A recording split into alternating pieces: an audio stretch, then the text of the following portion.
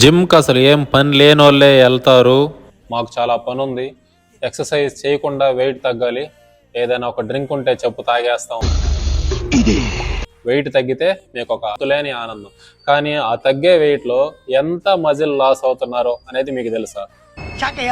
For example జిమ్కి వచ్చేవాడు, బాగా వెయిట్స్ లిఫ్ట్ చేసేవాడు, బాగా ప్రోటీన్ ఫుడ్ తీసుకునేవాడు, బాగా స్లీప్ అండ్ రికవరీ బాగా ఇచ్చేవాడికి కూడా ఒక 10% వాడు బాడీ వెయిట్ లో నుంచి లూజ్ అయ్యాడంటే అందులో 20% మజిల్ లాస్ అనేది అవుతుంది. ఏంది? వెయిట్స్ లిఫ్ట్ చేసి ప్రోటీన్ తీసుకున్న వాడికే 20% అనేది వాడు తగ్గిన వెయిట్ లో మజిల్ అనేది లాస్ అయితే, నువ్వు అసలు ఏం చేయకుండా ఇంట్లో కూర్చొని పౌడర్లు వేసుకొని తాగితే వెయిట్ తగ్గిపోతారంట. ఆ వెయిట్ లో ఫ్యాట్ ఎంత తగ్గుతుందో, మజిల్ ఎంత తగ్గుతుందో నీకు తెలియదు.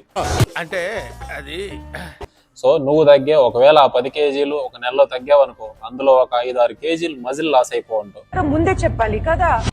ఫైనల్ గా ఒక పేషెంట్ లుక్